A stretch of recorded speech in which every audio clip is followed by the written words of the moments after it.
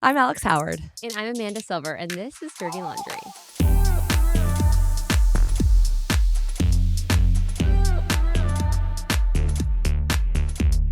And on today's episode, we have such a fascinating topic. We're talking about, and trigger warning, we're talking about childhood sexual assault and abuse. We're talking about predatory behavior, sex offenders, grooming.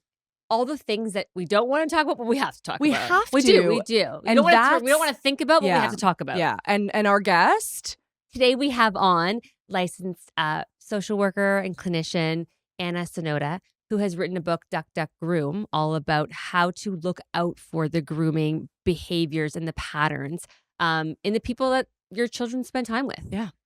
And it's a tough one. Yeah. It's a tough one because it's not so cut and dry. It's not just the person who's like the creepy, man down the street. The white panel van. It's not. Yeah. It's the statistics show that it's mostly people who are in your child's life, and they're not just grooming your child. They're grooming you and your family. So stay tuned. It's going to be a good one. Welcome, Anna.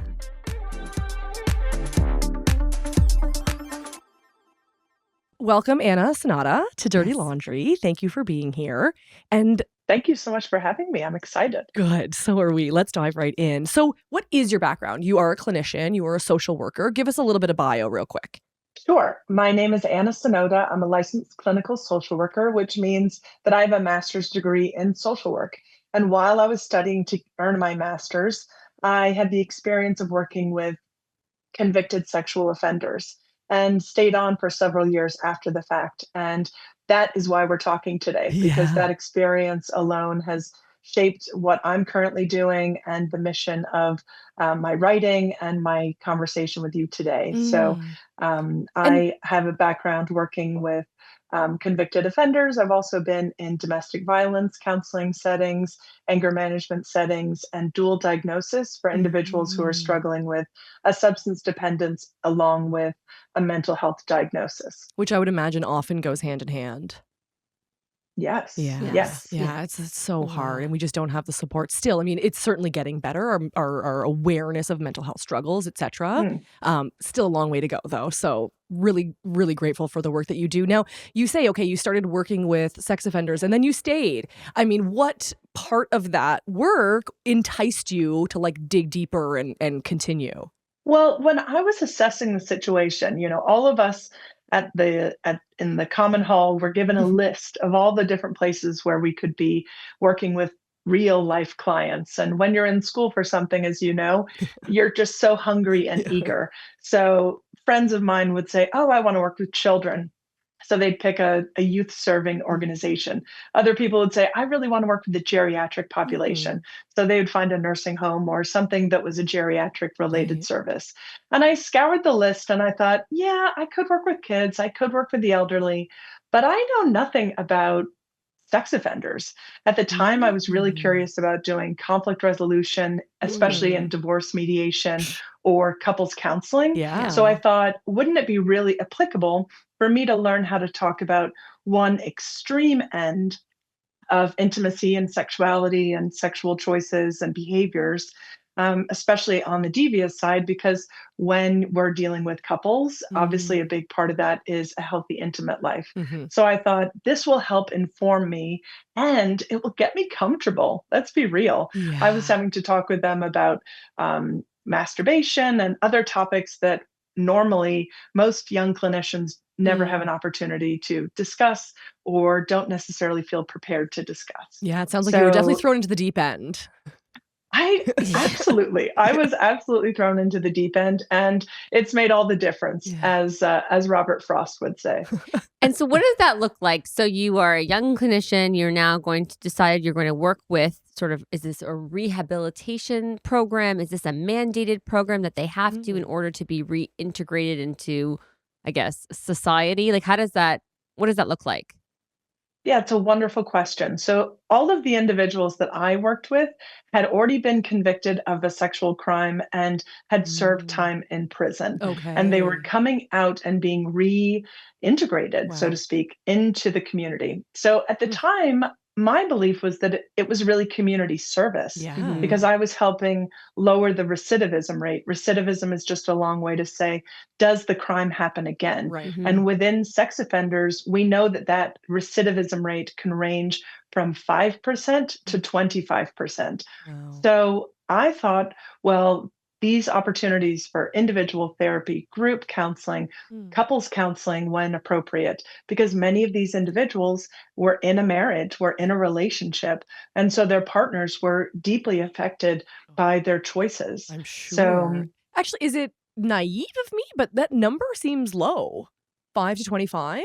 Of the reoffending? Yeah, because my understanding of sort of a sexual predator or like that sort of compulsion. I'm going to use the wrong terms, Anna, so please correct me no, let's go. everywhere. No, no, no. It's just that it's a compulsion, and so I don't necessarily believe that prison is a rehabilitative environment. So especially for this particular interest, compulsion, like I was gonna say yeah, illness. I mean, I don't know how you want a disorder. I don't know what's the PC term. I don't want to be cruel. Yeah, I mean, you tell us, is this a classified as an illness or a disorder or a mental health disorder? Yeah, tell us more about it. Give us some background. Yeah, tell us what we're dealing with here. You know, we could really be here all afternoon talking about the No distinction, because if you look into a resource like, let's take the DSM-5. The DSM-5, the most updated document for clinicians and mental health practitioners, psychiatrists, and you will find a definition for an individual called a pedophile. That individual has a sexual attraction to minors. Right. Now, Megyn Kelly obviously got herself embroiled in a little bit of conflict with designating, you know, whether a pedophile is somebody who's interested in minor adolescents or if it's really talking about little kids. I'm not going to get in the weeds about that. Okay. What I will say is that there is a growing trend of individuals preferring the label MAPS. MAPS stands for minor attracted persons. Oh my goodness. Now you can see a huge distinction between these two groups.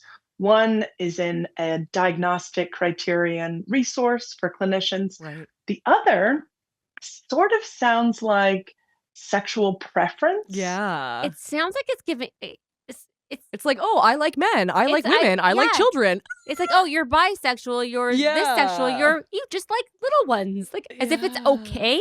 Like it's almost giving it a permission. Yeah. So I'm concerned as somebody who's worked in this field and somebody who's on now a real mission to educate people about the grooming process and how to keep their families safe, that we need to not get too bogged down in what makes offenders offenders. We need to really focus in on how they do what they do, because why they do what they do doesn't allow me to protect my children, and it doesn't allow you to protect your communities and your families. But what does help us is if we learn how they do what they do.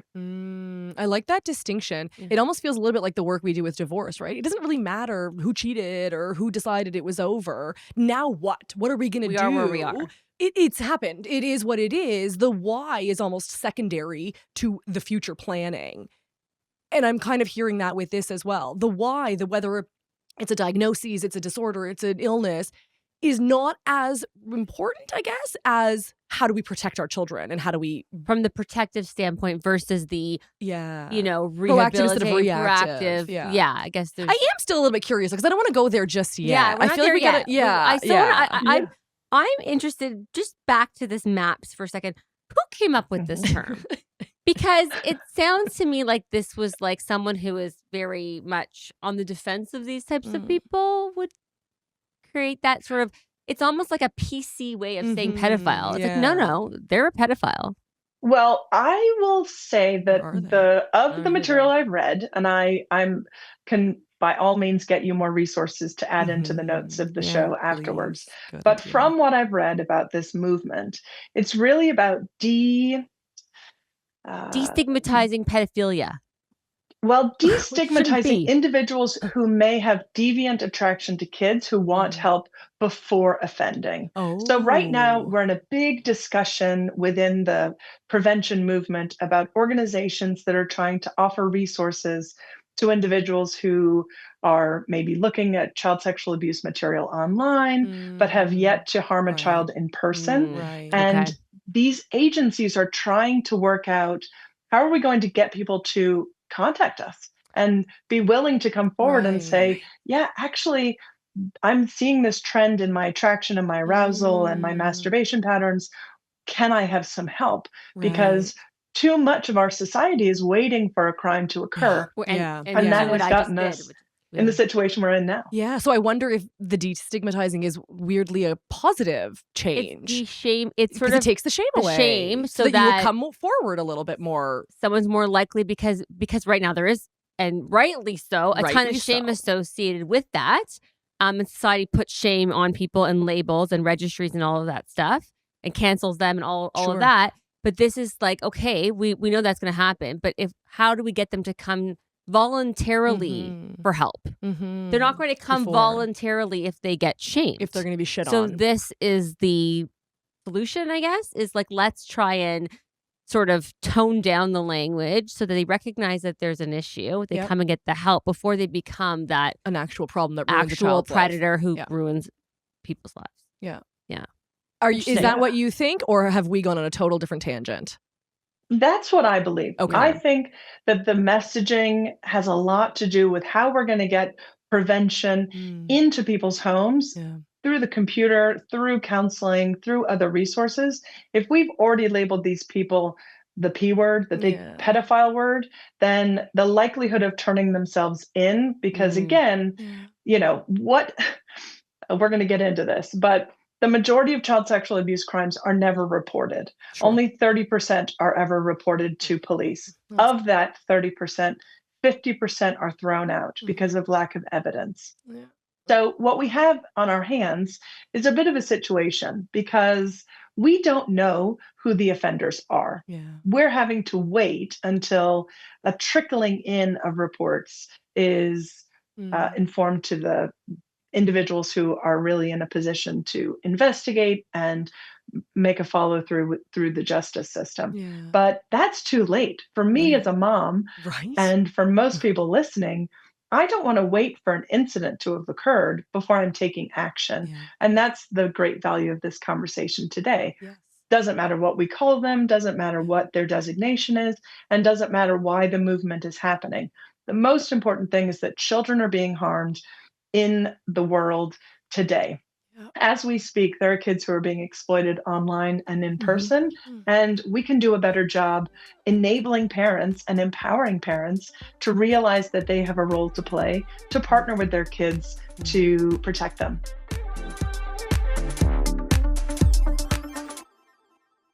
Is there an impetus? Is it genetic? Is it trauma? Is it environment? Like, what are we looking at? Or if anything, I know you mentioned the DSM, and as my therapist says, she's like, if we took out, complex PTSD, this book would be a pamphlet. So like, can we even say with enough certainty that there's anything? Cause. Yeah. You speak now, Anna, please. Help us out. This is such a great conversation. I love where we're already going. Right. So one of the things that we conceptualize in treatment is all the elements that you've just talked about. What was your upbringing like? What was your home environment like? How were you raised? And what we see oftentimes is that there's a myth out in the world that offenders were violated against, that they were sexually abused. In my experience working with survivors and offenders, I've come to believe that most survivors of childhood sexual abuse are fervent advocates for child safety. They are not the ones who are out there offending. However, what we do know is that there is a high ACE score with individuals who show and act out against children in a deviant way. So can you explain what the ACE is, the ACE test? So the ACE is the Adverse Childhood Events Score. So the Centers for Disease Control and Prevention came out with this. And what we've also seen are, on the opposite side, the pieces. So positive childhood events. So we can both sort of drag our children down and we can raise them up, right?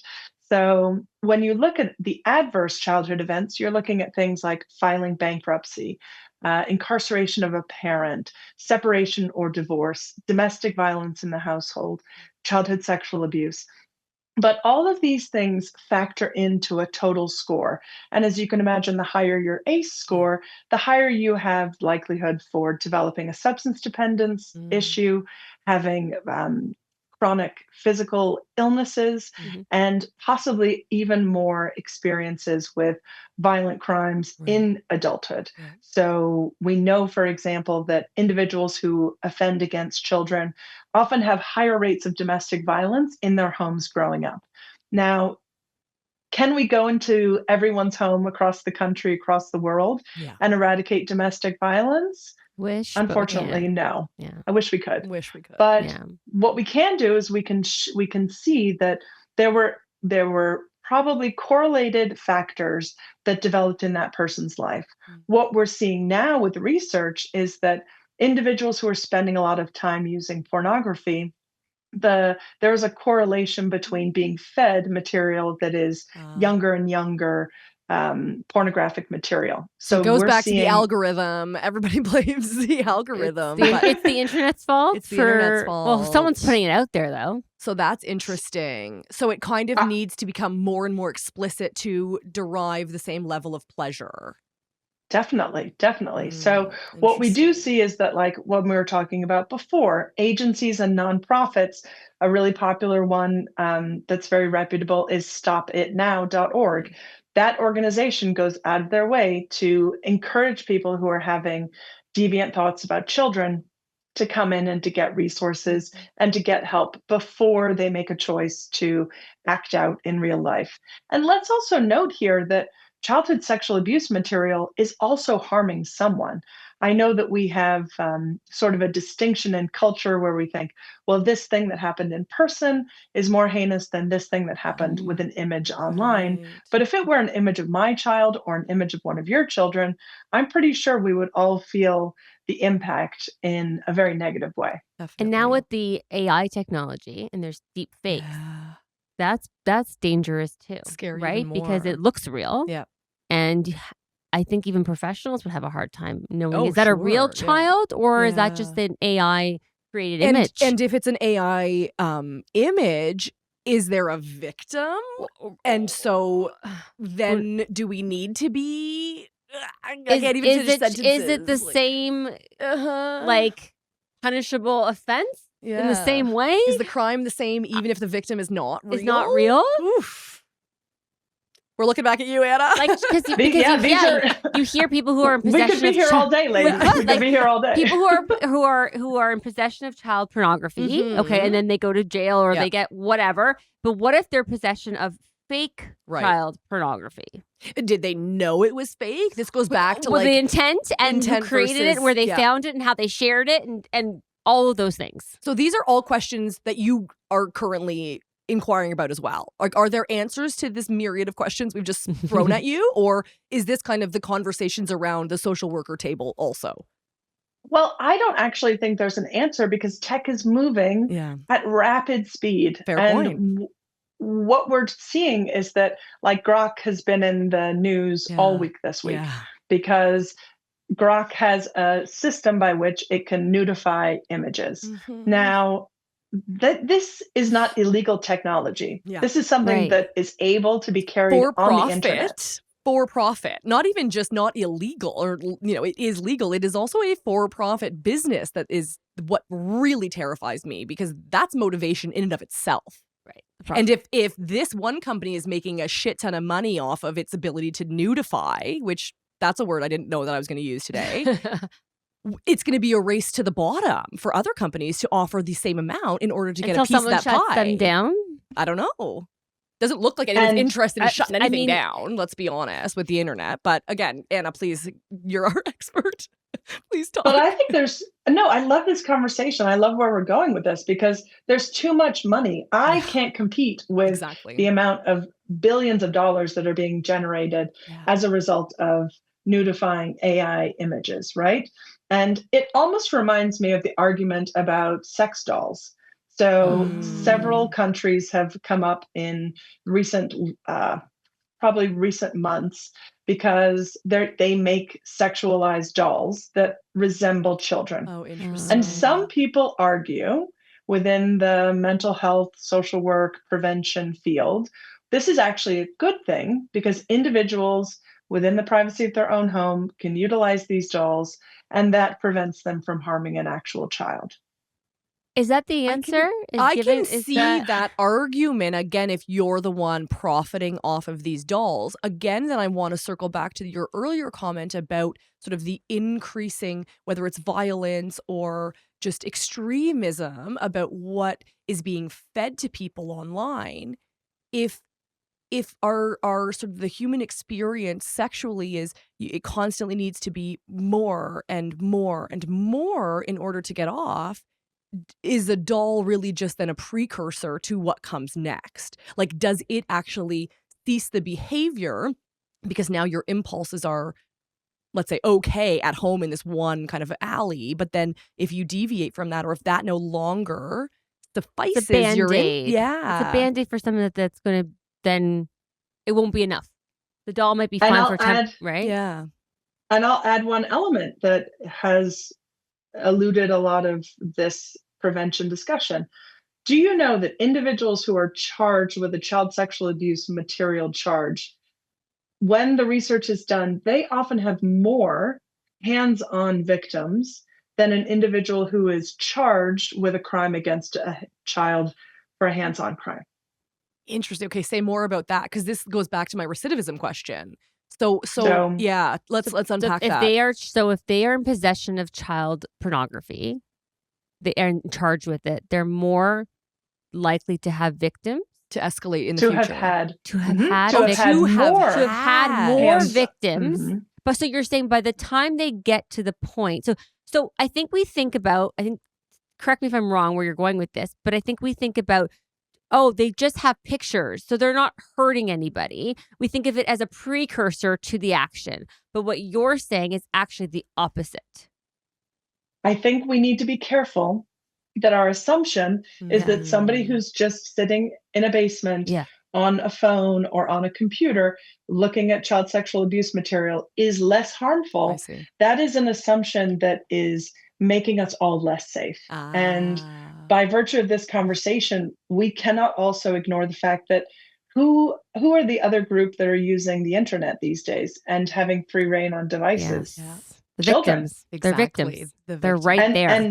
And young people are not only being victimized by predators online, but they're creating content that makes them the predators. So 40% of all child sexual abuse right now in America is being perpetrated by other youth. So what we need to analyze is that the AI nudification, it's scary if it's coming from an adult. I'm not making light of that. But we also can't ignore the fact that young people who are 12, 13, 14, who have devices, who have phones, are also utilizing these resources in order to humiliate somebody, make fun of someone, blackmail. Blackmail. Exactly. So we have a real conundrum on our hands as a culture and as a society that we will try to tackle. This conversation hopefully helps to tackle it. But big tech is not interested in prevention. No. They are interested in profits. Yeah, that's and as a mom, as a parent, as a clinician, I am interested in prevention. So when we think about these issues, we must think about what's in our control. I cannot control what the tech company is doing or what Elon is doing, but I can make certain choices in my household, in my own decisions, in my family, that can help increase the likelihood of protecting my children.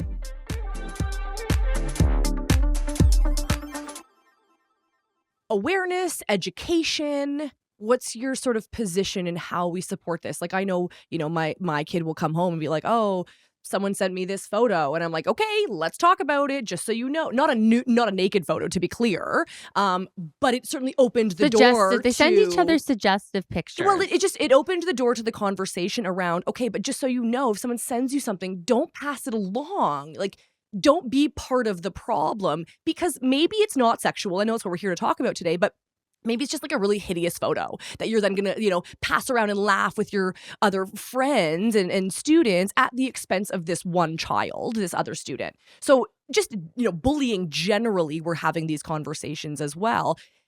But again, going back to my question, is that what we need? More education, more awareness, less stigma, like less devices is always my goal, but that's, unrealistic. In your professional opinion, what do we need to be doing here as parents? So I think that we've all sort of lost our innate ability to assess the situation. Hmm. When we think about the process of grooming, Mm-hmm. I will talk a little bit later about the idea that not only is the child groomed, but the adults around the Yes. child are. So And I interesting. almost feel as if as adults, we've all sort of drunk the Kool-Aid that kids are entitled to a certain level of access online, Yep. that they're entitled to smart devices at younger and younger ages. So I think first and foremost, we need to evaluate, does my child need this level of access at this age? Yeah. And if I'm nervous about having a conversation about pornographic material, bullying behaviors, can you imagine any scenario that we put our children in where there's not some sort of a safety net? Right? Even something trivial, right? Like many years ago, when my little children were still um, dealing with potty training and Mm. things like that, we put a plastic liner on the mattress, Right. right? Because in the event that something Mm. happened, I could always change the sheets more easily. Yeah. Where is the plastic liner Yeah. on the internet? I love that. Where is the safety valve? Where's the Right, yeah. helmet? Where Gone. are the knee pads? Yeah. There is no training internet. Yeah. We simply go from you're either not on it or we have opened the All of it. floodgates and you're There's no on in it, between. on You're all so of it. right. There's no There's no in training between. wheels for the internet. How goddamn, how have we not thought about that? How do you put them on once Well, it's too late?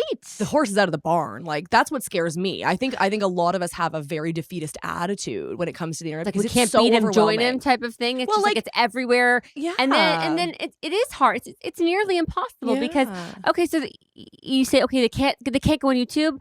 Okay, well then they need to go on YouTube for a class School. project. Like, right. So it's like, how do you Well, no, I think what scares a lot of parents, and I won't speak for anyone but myself, is I consider myself quite tech savvy. Like, I run a completely virtual practice for starters. So like, I'm on the internet very, very often.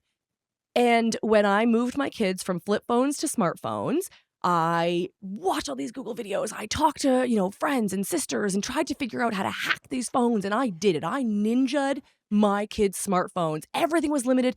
Everything had to be my password. Those little rascals, they're too smart. Like, they're too smart. Yeah. They went around every single thing I had. They learned how to change the date and time so they could have more than the hour of internet that they were allotted. Then they would switch it back before they're so smart. And this is not to shit on them. I was also a very, very devious child. But I mean, part of you is like, wow, like I'm amazed at their brilliance. that they're tech right, but they are so savvy. But they're so savvy because they're growing up with it every second of every day. My kids don't know a life without internet where we do. Like, I had a good solid 15, 18, 20 years of, I didn't get my first cell phone until I was 21. Like, we almost can't compete with our children. We're no longer, I think, the sort of smartest one in the room when it comes to technology, whereas parents are kind of meant to have that role. We're meant to guide and educate and give them bite-sized pieces towards independence and freedom. But you're right. Once we open the floodgates, it's a language that they're much smarter than most parents are. I mean, I can't tell you. I've asked my own kids for tech help all the time because they are just more skilled in it. Yeah. And so how can do I become the protector, right? If they're the ones who are the experts. Yeah. And what we also have to remember is that the choices they're making or that their friends are making, going back to that example about a group chat text, if my son, who's 16, is on a group text chat and receives a partially nude image of somebody's girlfriend, then he's receiving childhood sexual abuse material. Yeah. If he distributes that to somebody else, maybe a different group chat, or saves it to his device, now I suddenly have a potential sex offender juvenile living in my home, right? So that's a problem. So what do we do? Like, I think that we shouldn't be brushing children with the same brush in terms of the criminal aspect to it. Right? I don't think that's fair. You don't think they have the same intent? No, like a 16-year-old who gets some picture and saves it or sends it to his buddy is very different than the 45-year-old man who is sending it to his 50-year-old friend. I just feel like it's not fair then to ruin that 16-year-old's life and put them on a registry, or because they're 19 and their girlfriend is 17 and like I don't think that's. But this goes back to my original question. Is education and information something that we need to be way more explicit with?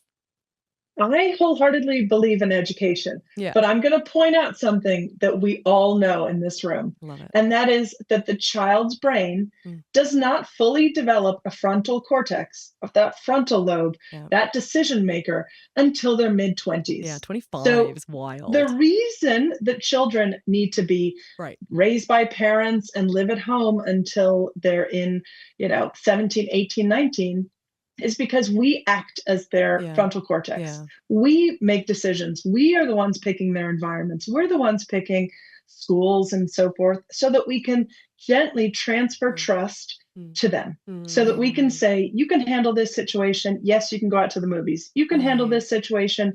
Yes, you can drive yourself to school. You can handle this situation. Yes, you can go to college, right? But the internet and some of the examples we've already discussed don't allow for a titration. They don't allow us to gradually level a child up. And the ramifications of impulse or arousal or just a lack of thinking can end these children's academic careers. It could end their independence. It could put them in legal consequences.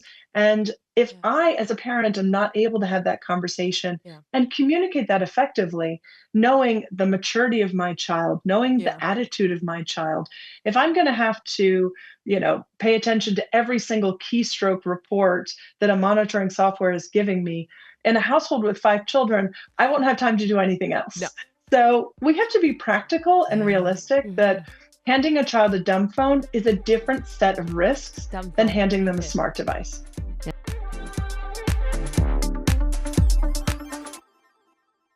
But honestly, okay, and I'm not going to go down this road, but I am going to drop. But she is. But one tiny nugget, which is, I do think that the fact that our society has moved towards a necessity for both parents to work outside of the home instead of having one at home to help with this stuff, for it to be your full-time job as one parent, like.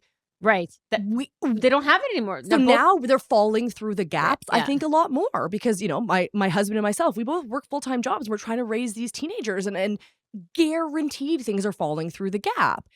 Because of that, how do we? So now we're reliant more upon schools, education, teachers. Guess what? This is also a for-profit kind of thing. And even though we have a public school system, again, don't get me on the road of that, but teachers have to stand up for themselves. They're not given the supports that they need from our government. So again, we're in this constant cycle of, I think personally, kicking the can to somebody else, the responsibility. And as a result, unfortunately, the children are the biggest losers in this whole system that we have created. Then we throw in the internet. How are they supposed to navigate that? And so now, I'm a big fan of obviously restricting devices and internet use of their own until, whatever the age is that's appropriate. But I also believe, you mentioned this sort of entitlement of the biggest battle is the parents enabling their children with these devices under the guise of, well, I want to be able to get a hold of them. I want to make sure they're safe. Well, how are they going to get around if they don't have this technology? And we're all here like, hi, we've made it. We were fine without it. Slope. It is. And I'm not blaming anyone, and to I be think perfectly all parents in this day and age, they want to be able to get a hold of their children. You're not sending your child to the mall with no way of contacting So you. I do. I absolutely do. So I wouldn't. I wouldn't send my kid to the mall with no way of getting in touch with me or 911 or whomever that they needed to get in touch with, or a parent that's picking them up. They need to, there's no we used to have payphones. There's no payphones around anymore. Yeah. So what I say is, here's the mall security. You go to this desk and you talk to them, and they have a phone and they can phone me. So again, every parent, look at us. Every parent has their own belief system in what is important, what is safe, how do we then as a society create almost like a blanketed system whereby we can protect our children? So I think, again, education, we've already, talked ad nauseum about that. That's a huge one. I'm curious about the registry, the list of sex offenders. Yes. What does that mean? And you're in the States, right? You're where are you located? I'm in Atlanta. So we're in Canada. Atlanta. Atlanta. So we're in Canada. So our registry is not public that I'm aware of. Yeah. I know. It seems suspicious. I feel like the Americans have a lot more of like freedom of information than we do. But like you can look up your neighbors in the States. Am I right? And see if they're on the registry? Yeah. Tell us more about what that means. A sex offender registry in the United States is a report of anybody who has been charged with a crime against a child and convicted of that. Right. Yeah. So going back to what we said a little while ago, if only 30% of all childhood sexual crimes are reported to the police, and of that, 50% are thrown out. So less than 15% of the total crimes against children are even entering into a justice system. So when we think about the sex offender registry, I'll have people message me all the time. Oh, I checked the sex offender registry before we bought our house, before we moved, before I moved into this neighborhood. I think, well, that's one step, but it's certainly not what we need to be concerned about. I'm concerned about the, the 85% who are not on that list, the group that we are most likely to see reoffend, because 70% of the time offenders have up to 9 victims. So in my head, I'm thinking, if we're not reporting crimes, if we find ourselves in a situation where we're relying on a registry that is such a minute proportion of the actual risk, we could actually be conning people into believing, oh, I'm safe because it's a false sense of safety. Yeah, it really it's almost worthwhile not to have it public. Maybe that's why. Because it's not, you're not protecting yourself by looking at that registry and process of elimination. I mean, and we also, and look at institutions. Every single school here in the States checks the sex offender registry. So if I'm a new hire and I'm a predatory woman going into a schooling environment, then most likely I'm not on any registry. Until it's too late. Until it's too late. And then it's right. So again, I think the pushback has to be on parents educating their kids about safety, both online and offline. We do a lot of good offline safety, right? Don't go this way after dark. Always walk with a friend. We're really, I think, good for the most part because we're really comfortable in that. We've known that for so long. That messaging has been passed down generation after generation. We haven't grown up in the online space in the same way where we are hip to their tricks. So we're not having those same conversations. And if we are, my guess is, and Anna, please correct me, is that we're not having them as frequently as we need to be. We kind of check that box. Oh, yeah, we talked about phone safety. Cool. Moving on to the next 74 things on my to-do list. Like you spend more time talking about stranger danger in person probably than online. How many times have you said to your kids, well, if somebody comes to pick you up from school and says that they're friends with mommy, don't go with them. Yeah, we have a family safe word. They have to give the safe word to know that, yes, this person is actually being sent by mom and dad. We like all those things. Because you worry about that in person. Yeah. And so before we even talk about what parents should look out for, I'm curious from the perspective of the sex offender, what are they looking for? Ooh. Great question. So every offender is looking to belong. Intentional and selective. The process of targeting a family for the purposes of acting out against a child are intentional and selective. And I argue that they're observable when you know what to look for. Okay, so you're going to teach us. She also made the distinction. You said targeting a family. Yeah. They're not, which I think is so on point. If they're not targeting a child, it's the whole family that gets targeted. There's a certain dynamic of family. That is ripe for the picking. That is right. Oof. Yeah, and your audience is a really interesting test group, right? Because what we know is that we know individuals who are living in a home with their biological parents have the lowest likelihood of childhood sexual abuse. Children who are living in a foster care environment have a 10 times higher likelihood of being sexually abused. Children living with a single dating parent have over 30 times greater likelihood of Holy being sexually fuck. abused. Wow. Okay, so we'll just stop this Whoa, right let's there because pause. our demographic, our audience is typically single parents who are either dating or they have blended families. And Yeah. so Or going through divorce and or hope to going through date again. divorce and hope to repartner. And now they have an additional concern. And we talk about in our mediations how are partners introduced. Mm-hmm. But at the end of the day, it's very hard to enforce that. And it's really up to the parent to be very vigilant about who they bring around their children. And to be clear, I in our agree. agreements, we talk a lot about the introduction of a new Yeah. partner to make sure that it's in the best interest of the child. But once they're introduced, that's it. Our job is done. Carte blanche. Off you go with your kids. Like, Yeah. maybe we don't take it a step further that we need to. It's hard to police people's and I don't want relationships. To. Yeah, that's not our and, job. right? And you, at the end of the day, parents have to make those decisions themselves. But that's really scary. Okay, so what are they looking for? Okay. What are these? What sort of attributes does the perfect family have?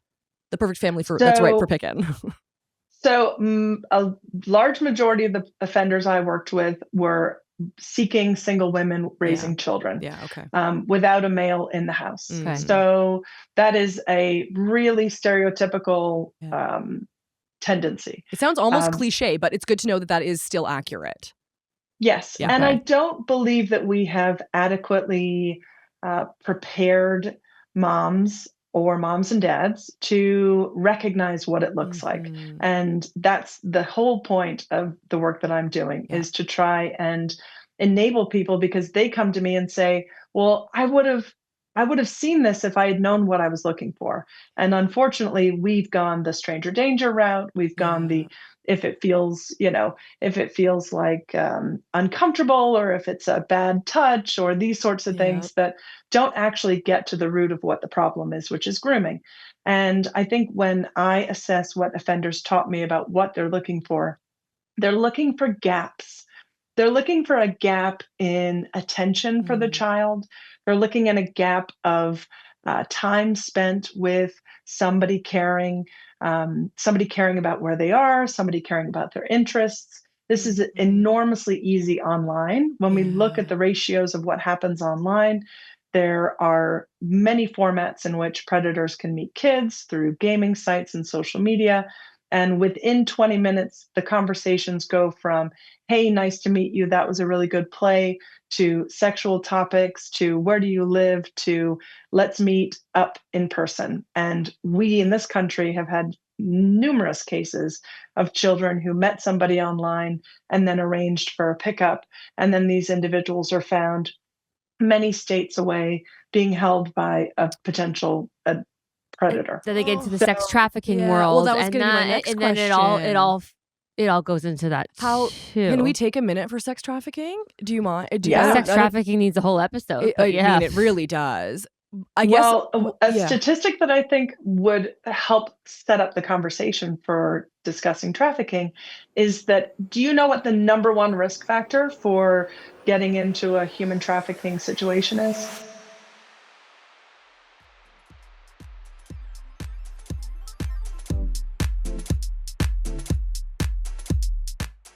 This episode was written and created by Alex Howard and Amanda Silver, produced, edited, and engineered by RTF Productions. Make sure to rate and review our show if you loved it, and give us a follow on Apple Podcasts, Spotify, or wherever you stream your podcast to stay up to date on all upcoming episodes. Thanks for listening, and go easy on us. We're not your ex.